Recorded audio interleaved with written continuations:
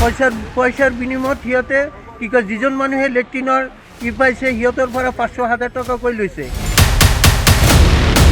আৰু গৰীব মানুহে বহুত দুখীয়া মানুহে এপ্লিকেশ্যন কৰিছিল, সিহঁতৰ নাম চিৰিয়েলত আহিছিল, লিষ্টত আহিছে, কিন্তু সিহঁতে পইচা দিয়া নাই বুলি সিহঁতৰ লেট্ৰিনটো হোৱা নাই।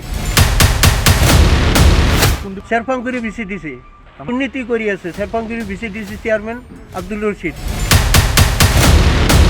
গতিকে আমি আমাৰ অসমৰ মুখ্যমন্ত্ৰী চাহাব সদায় কৈ থাকে যে কি কয় আমি যিজন মানুহৰ ৰেচন কাৰ্ড আছে সি এজন এটা ঘৰ পাব আৰু লেট্ৰিন পাব। কিন্তু যদিও আমাৰ চৰকাৰে অফাৰ দিছে, কিন্তু আমি এপ্লিকেশ্যন কৰি পেলাইও আমাৰ গাঁৱৰ চেৰফাংগুৰি VCDC চেয়াৰমেনে সেইটো কেঞ্চেল কৰি দিয়ে। আৰু কি কয় টকা পইচাৰো আৰু অফাৰ দি থাকে, 500 টকাকৈ লাগে, 1000 টকা লাগে হ'লে তাক লেট্ৰিন দিব, নহ'লে নিদিব।